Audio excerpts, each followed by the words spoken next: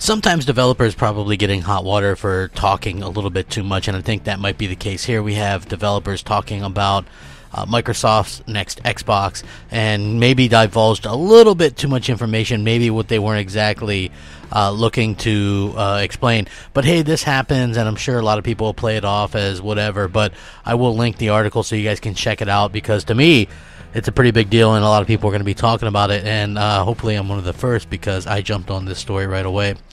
But it's going to be an interesting one, like I said. So this particular developer who did like an exclusive interview was talking about how the Xbox Next dev kits are already in hands of third-party developers, and as yet not the PlayStation 5 ones, meaning that the Xbox One, whatever it is, the Xbox Scarlet, Anaconda, whatever the heck it's going to be called, is actually out there getting developed for and has a chance of being first to market or having games be built for it, particularly from the ground up, as opposed to the PS5, which might be forced to port games, much the way some of these happened this generation with the PS4 was the lead platform and things like that. But just think about this for a second. If developers are already starting to work on the next Xbox games, where does that leave PlayStation 5 games?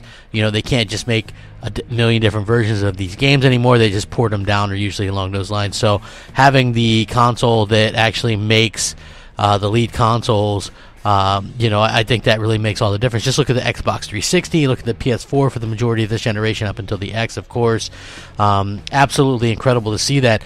Maybe not as big a deal as what I'm thinking, but still very interesting to see kind of Microsoft come out there and try to beat Sony to the punch. You'd figure maybe they'd wait because the X just released, but I find this to be fascinating and one of the most fascinating instances of a leak that I've seen in a little while. And this year is going to be absolutely filled with these types of leaks and these little bits and pieces of information, and I'm very excited to kind of report on them and talk about them, because fans like these, and fans really love to see the new hardware and stuff like that. So I'm very excited, and I know you guys are too.